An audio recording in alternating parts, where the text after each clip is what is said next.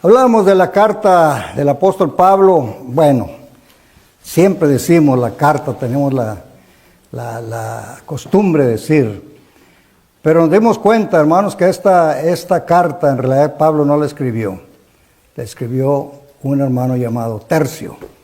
Dice él, mi firma, del cual escribió la carta. Dictada, naturalmente, por el apóstol Pablo, porque era el que recibía el mensaje del Espíritu Santo.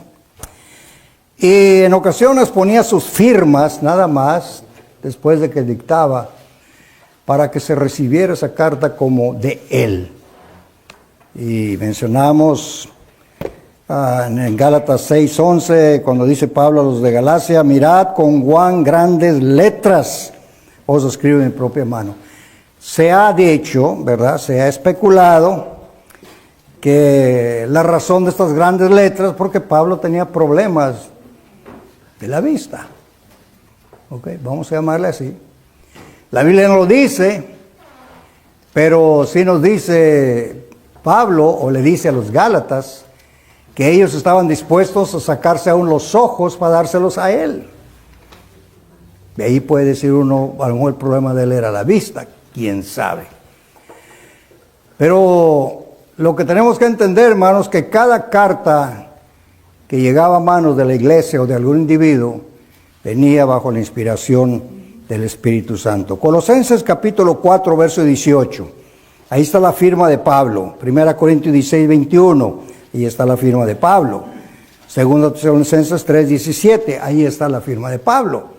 Pero ahora, si él las escribió, posiblemente nada más el Dios lo saben. Cuando decimos que estas cartas fueron dirigidas a Roma, en Roma, hermanos, existían varias congregaciones, no nomás una, varias congregaciones. Romanos 16:5 nos dice Pablo cuando manda saludos a la iglesia que está en tu casa, saluda a la iglesia que está en tu casa, mencionando al principio los nombres de las personas. Cuando menciona los nombres de las personas, dice, saluda a la iglesia que está en tu casa. Recordando que las iglesias en aquel tiempo, hermanos, se reunían en las casas. El inicio de ellas, probablemente por el temor de ser arrestados por Roma, porque los perseguían, para que no se dieran cuenta, probablemente. ¿Recuerdan cuando el apóstol Pedro salió de la cárcel después de haber pagado su sentencia de 30 años en la prisión?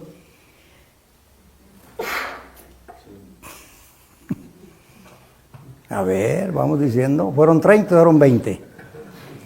Cuando Pablo salió de la cárcel, hermanos, que lo tomó preso Herodes para matarlo, como mató a Jacob, dice que un ángel vino en la noche y lo sacó. Pasó nomás medianoche en la cárcel. ¿Y fue a dónde Pedro cuando sale? ¿A dónde fue? A la casa donde estaba la iglesia orando por Pedro. Ok. ¿Verdad? ¿Qué es lo que dice Hechos, capítulo 12? Ok.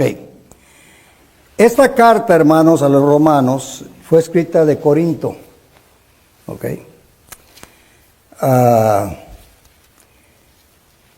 Y esa carta es llevada por una hermana.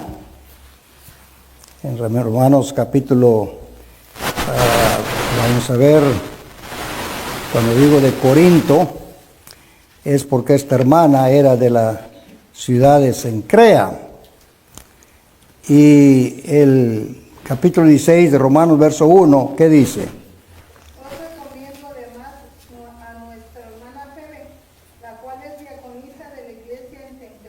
Ok. Cencrea, hermanos, se encontraba en Grecia, cerca de Corinto. Según la información, era un pequeño puerto o un puerto. Y está el apóstol Pablo recomendándole a los hermanos que la reciban con todo el cariño, que miren por ella, porque dice, es diaconisa. Recordémonos que la palabra diaconisa o diácono significa servidor, es todo. No es un título, ¿verdad? Es simplemente algo que identifica un servicio. Y el verso 2 dice que la recibáis en el Señor, como es digno de los santos, que la ayudéis en cualquier cosa que necesite de vosotros. La razón de que Pablo está pidiendo esto es que aparte de ser una hermana que está haciendo un viaje a Roma, un viaje personal, algo del individuo, algo tenía familiares o negocios, quién sabe, pero ella llevó esa carta haciéndole el favor a la iglesia de Corinto. Y dice él, ayúdenla en cualquier cosa que necesite, porque ella ha ayudado a muchos. Notemos la clase de persona la cual se le encargó una carta muy importante de la revelación del Espíritu Santo. Una mujer que ha hecho mucho por los santos. Y luego añade, y a mí mismo. Servicio que esta hermana daba a los santos y también no ignoró alguna necesidad del apóstol Pablo en la estancia en Corinto. Recuerdo de una mujer que narra, no recuerdo si el capítulo 9 de Hechos, que enfermó y murió. ¿Recuerdan quién era esa señora? Tabita. Y dice que era una mujer cristiana de muchas obras. Las viudas lloraban delante de Pedro, mostrándole las obras de ella que hacía con sus manos para algún necesitado. Esta hermana tiene las mismas características. Ha ayudado a muchos santos,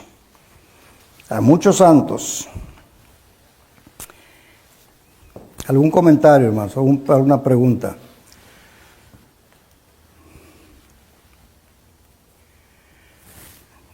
Dice el verso 23 de Romanos 16.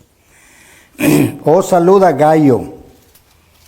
Gayo era un nombre de un hermano. Hospedador mío. Aquí está otra persona haciendo las obras que dice en el capítulo 12 de Hebreos y de la, ¿qué dice Pablo en Hebreos 12? Y del verso 1.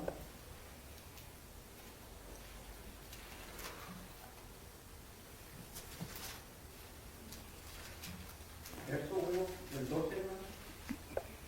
Por tanto, nosotros también, teniendo alrededor nuestro tan grande nube de testigos, ¿eso es lo que se cree? Creo que es el 13:1 entonces, hermano. Está hablando de dar hospedaje a los santos. No os olvidéis de mostrar hospitalidad, La hospitalidad. porque por ella algunos, sin saberlo, hospedaron a muchos. En ocasiones, hermanos, aquellos que quieren desacreditar la Biblia como un libro cualquiera, común y corriente, han dicho que la Biblia es para personas que en verdad no tienen ninguna educación, que son gente muy simple, muy sencilla. Que las iglesias se componen de esa clase de personas. No es cierto, hermanos. En la iglesia del primer siglo habían personas de importancia, personas ricas, personas que ocupaban un lugar en el gobierno. Por ejemplo, mire lo que dice aquí. Os saluda Erasto, tesorero de la ciudad, y el hermano Cuarto. No eran cualquiera. Eran personas, hermanos, como Cornelio, temerosos de Dios y con un corazón noble, sencillo y receptivo de las cosas de Dios. Hermana.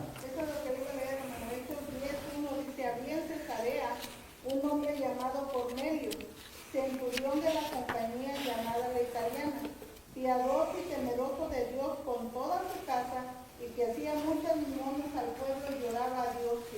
El hombre tenía un puesto y no era una persona simple. No era cualquiera. En la iglesia hubieron personas, hermanos, como diríamos allá, ¿verdad?, de categoría. Porque el evangelio no es solamente para la gente noble, humilde del pueblo, es para todo el que creyere. Antes de que la iglesia se estableciera, hermanos, cuando Cristo estaba en este mundo, dice que muchas personas, servidores del gobierno, vinieron a él pidiéndole favores, reconociendo a Cristo. Lo que no hacían los judíos. Para un judío pedirle un favor a Cristo era humillante. ¿Recuerdan aquel centurión que mandó su siervo? O más bien, uno de la ciudad, de los ancianos de la ciudad, le dijo a Jesús: este hombre es digno que le concedas lo que te pide, porque ama a nuestra nación. Y era un centurión. Y no solamente ama a nuestra nación, nos ha hecho una sinagoga, para que un hombre, hermanos, pudiese hacer una sinagoga, un lugar de adoración. No era un pobre. En la iglesia, hermanos, el evangelio alcanza a aquel que deja que su corazón se plante esa semilla. En la iglesia habían personas importantes. Hay una cosa que quisiera yo que observemos, hermanos. La portadora de la carta, diaconisa. De esta palabra, hermanos, se justifican los religiosos para ellos poner mujeres ocupando el lugar de los diáconos. De esta palabra, pues, ahí dice una diaconisa. Es como aquel que quiere justificar el alcohol.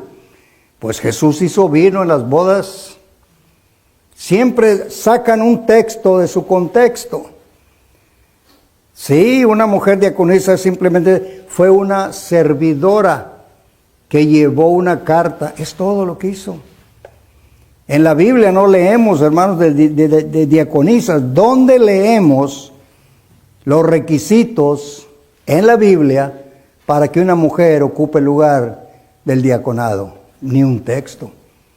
Pero si leemos los requisitos de los varones, requisitos para uno que sea diácono, 1 Timoteo 3. Entonces, cuando una persona no conoce la Biblia, justifica cualquier cosa que la Biblia no está enseñando.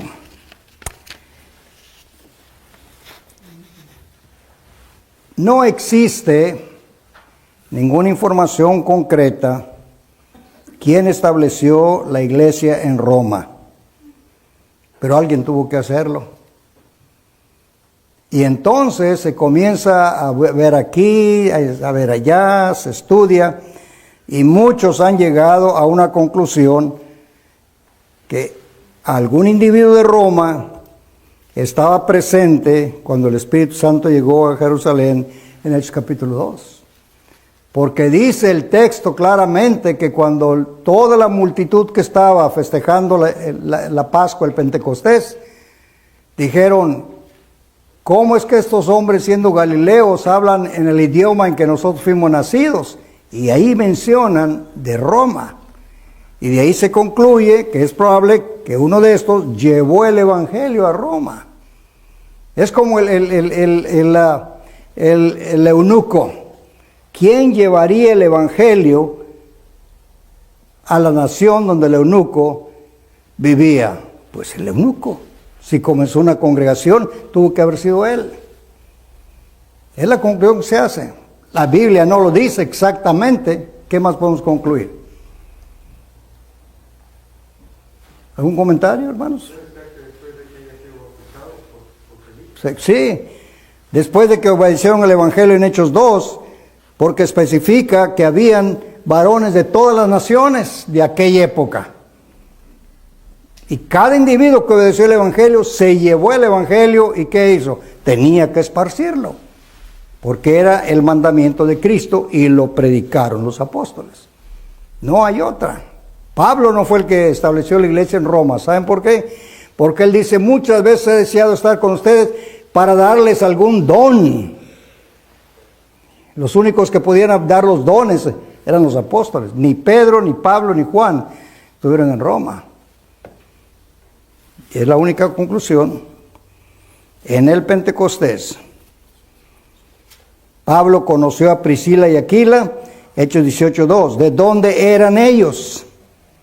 De Roma. Los conoció cuando fue a predicar el Evangelio, y dice que Priscila y Aquila estaban en la ciudad de Corinto porque uno de los emperadores mandó que todos los judíos saliesen de Roma, o sea, los echó fuera. Priscila y Aquila eran residentes de Roma y llegan en Corinto, y ahí los conoce Pablo. Por eso en el capítulo 16, cuando manda los saludos, dice: saludos Priscila y Aquila, colaboradores míos, saluda la iglesia que está en tu casa. ¿Qué más tenemos? Mano Estrella. ¿Vamos bien o me retraigo?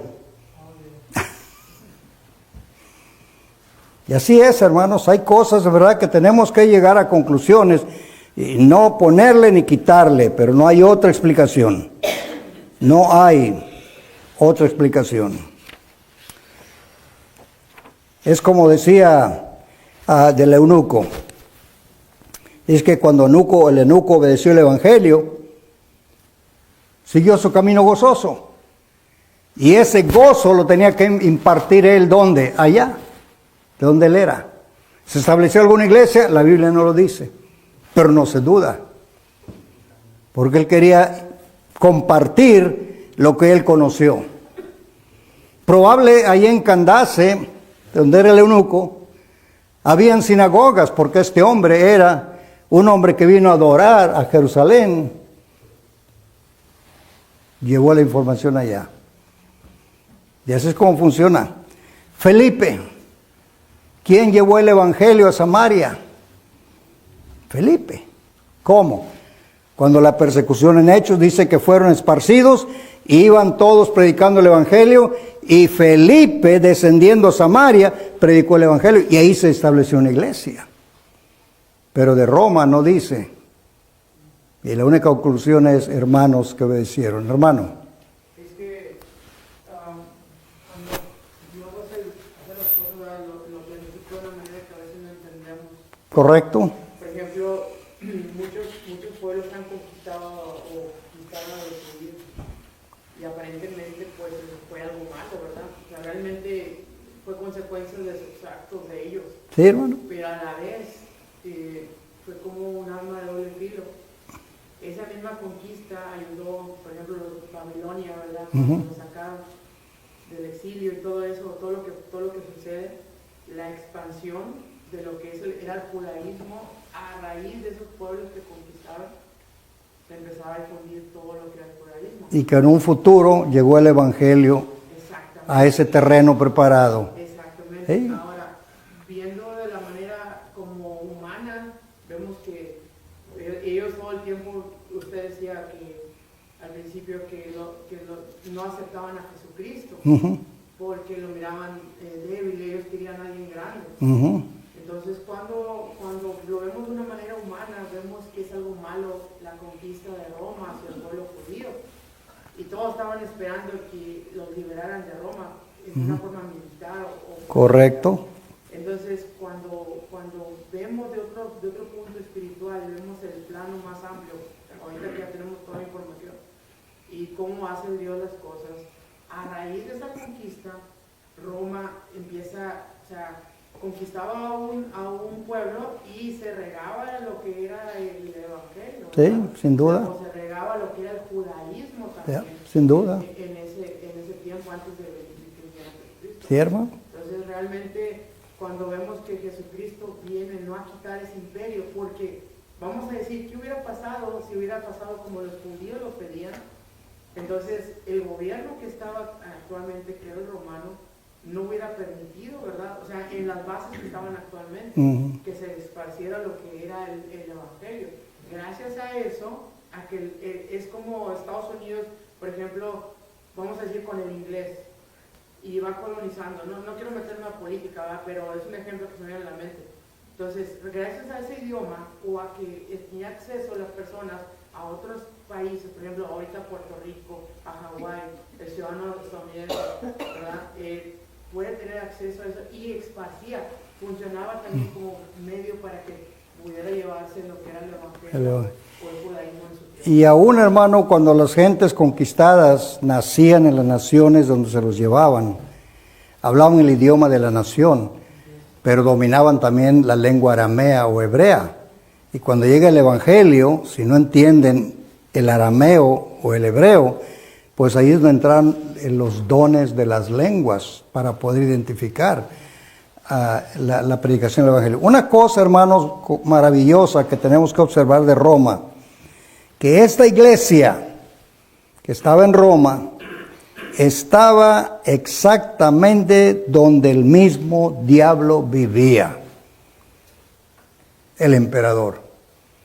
Ahí está la iglesia donde está el emperador. Pablo dijo que él estaba ya pronto para ser llevado ante César. Sí, cuando fue llevado prisionero ya para sus últimos días. El emperador, hermanos, que se declaraba Dios. Los hermanos vivían en un lugar donde estaba el Coliseo, que fue pintado con la sangre misma de cristianos, donde se mataban cristianos para divertir a los ciudadanos romanos. Y ahí está una iglesia de Roma, en la misma silla. ¿Recuerdan cuando nuestro Señor Jesucristo en el libro de Apocalipsis 2:13, de la iglesia de Pérgamo, que dice el Señor, yo sé dónde moras?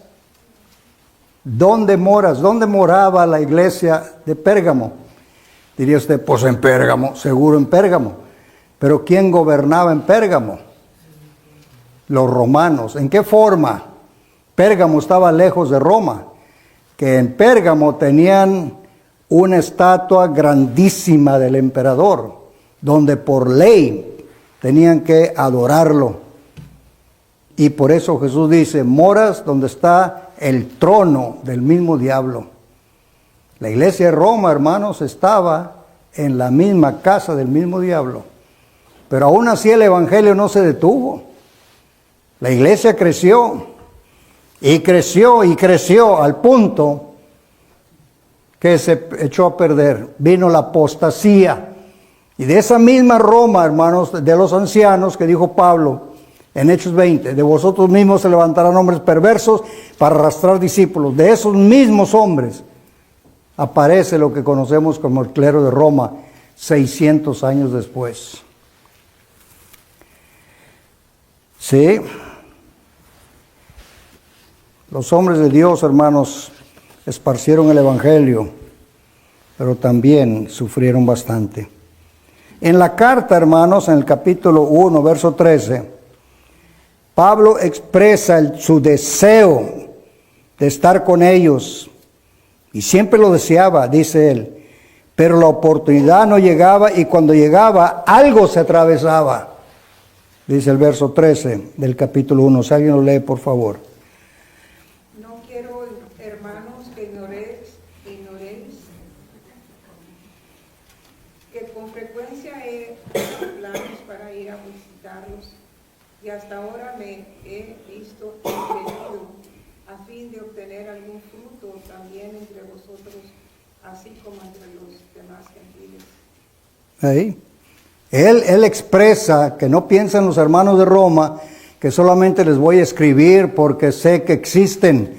Dice, he deseado muchas veces estar con ustedes, y cuando se llega el momento, algo se pone en medio, estorba. ¿Y saben lo que estorbaba? Satanás, por medio de obstáculos de la persecución que hacía él por medio, el diablo, por medio de sus siervos. Roma, recordemos, hermanos, que los cristianos del primer siglo tenían dos enemigos Estaban peleando con dos enemigos. ¿Quiénes eran? Los judaizantes y los romanos. Dos enemigos. Los soltaban los judaizantes, los agarraban los romanos. Cuando los judaizantes no podían hacer nada contra ellos, los acusaban dentro de Roma y Roma los enjuiciaba. También los gnósticos, enemigos acérrimos de los cristianos, contradiciendo todas las enseñanzas de los apóstoles. Pablo expresa, quisiera estar con ustedes. Hermano, en el 14 y 15 no acabamos de leer, dice, tengo obligación, tanto para con los griegos como para los bárbaros, para con los sabios como para los ignorantes. Así que, por mi parte, ansioso estoy de anunciar el Evangelio también a vosotros que estáis en Roma. Pablo no hacía diferencia. En 1 Tesalonicenses, hermano, capítulo 2, verso 16, si alguien lo tiene, aquí es donde vemos cómo Satanás estorbó. Y diríamos, bueno, ¿y qué Dios no podía quitar ese obstáculo? No, hermanos. Dios dejaba que Satanás trabajara para ver hasta dónde llegaban sus discípulos. Dios podía, seguro que lo podía estorbar, pero Él los dejaba. A ver cómo se mueven. ¿Qué dice 1 Tesalonicenses 2:16? 2:16. Impidiéndonos hablar a los gentiles para que estos se salven. Así colman ellos siempre la medida de sus pecados, pues vino sobre ellos la ira hasta el extremo. El verso 18. Dice, por lo cual quisimos ir a vosotros, yo Pablo ciertamente y una y otra vez, pero Satanás nos estorba. Con eso mismo, con la persecución. ¿Recuerdan cómo Pablo tuvo que huir de Tesalónica? Llegó a otra ciudad y hasta ahí lo siguieron los amigos, estorbando la predicación del Evangelio. Y Pablo le dice a los hermanos de Tesalónica, ustedes saben bien lo que ustedes sufrieron con los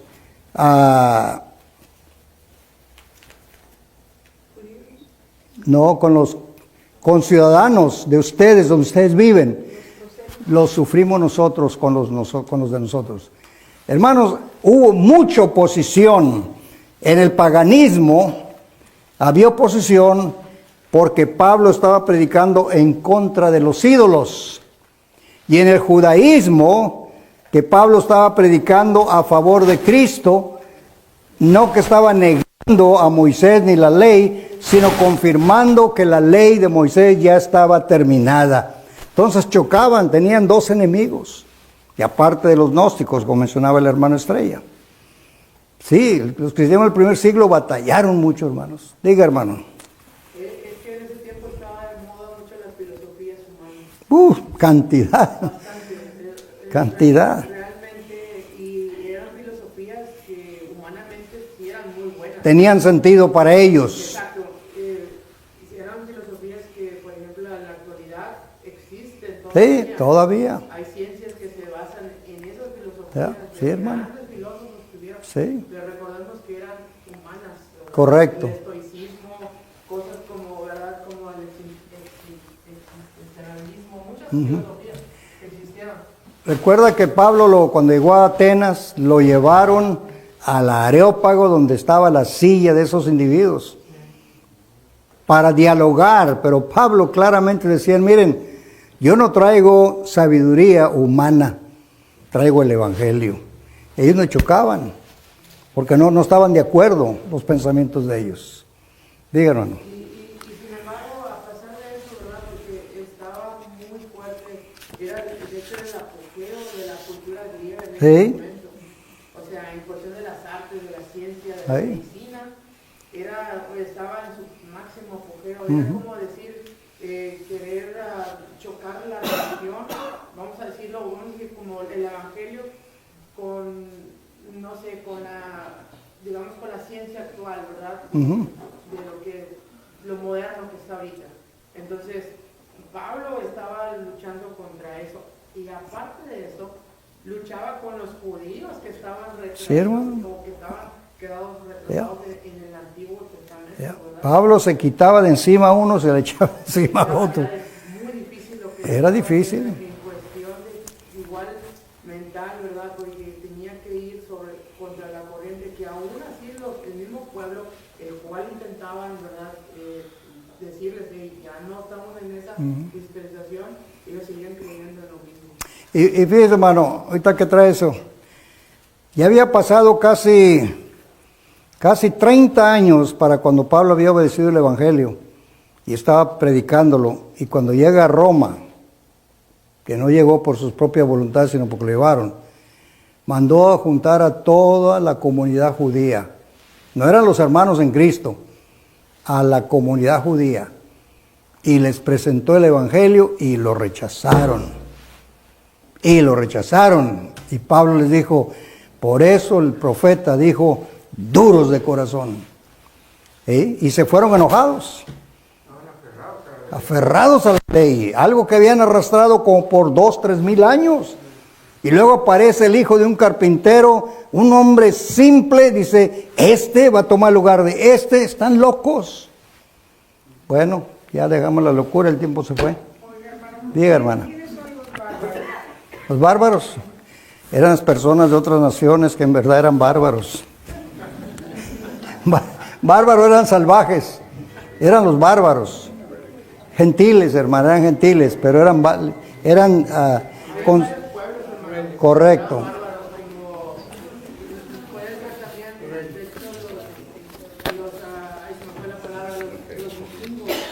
Correcto. Completamente embrutecidos, sí, señor.